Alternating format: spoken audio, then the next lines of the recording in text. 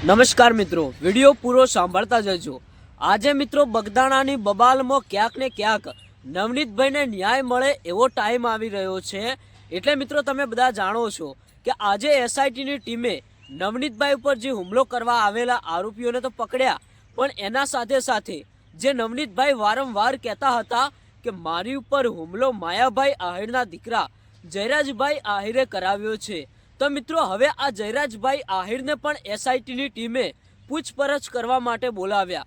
અને હવે ક્યાંક ને ક્યાંક લોકો એ રાહ જોઈને બેઠા છે કે હવે આ એસઆઈટીનો ટીમનો શું જવાબ આવે, એસઆઈટી ટીમ આપણને શું સમાચાર આપે કે ખરેખર આ હુમલાની અંદર કોનો હાથ હોઈ શકે। આખરે મિત્રો આજે એસઆઈટીની ટીમે આજ સુધી કુલ 11 આરોપીઓ ઝડપ્યા। આજે પણ મિત્રો બીજા 2 આરોપીઓને પૂછપરછ કરવા માટે બોલાવ્યા હતા। તો ક્યાંક ને ક્યાંક મિત્રો હવે નવનીતભાઈ જે આક્ષેપ નાખતા હતા જયરાજભાઈ આહિર ઉપર, તો હવે આ જયરાજભાઈ આહિરને પણ પૂછપરછ કરવા માટે બોલાવવામાં આવ્યા।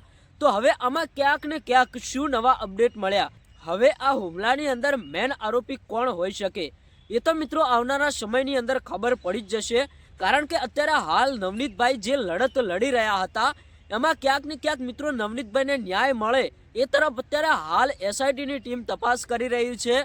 અને એસઆઈટીની ટીમે ખુદ કહ્યું હતું કે નવનીતભાઈને જેમ બને એમ જલ્દીથી ન્યાય મળે એવી અમે તપાસ કરી રહ્યા છીએ। આવનારા સમયની અંદર જે પણ મુખ્ય આરોપી હશે એને કડકમાં કડક સજા મળશે, પછી ભાઈ કોઈ પણ આરોપી હોઈ શકે। નવનીતભાઈ અત્યારે હાલ જયરાજભાઈ આહિર ઉપર આક્ષેપ નાખે છે, પણ એવું કંઈ સાબિત નથી કે આ હુમલો એમને જ કરાવ્યો। મિત્રો એ તો આવનારા સમયની અંદર ફૂલ તપાસ થશે ત્યારે જ ખબર પડશે, પણ હવે એ ટાઈમ આવી ગયો છે। એસઆઈટીની ટીમ સાથે મુલાકાત થઈ ગઈ છે।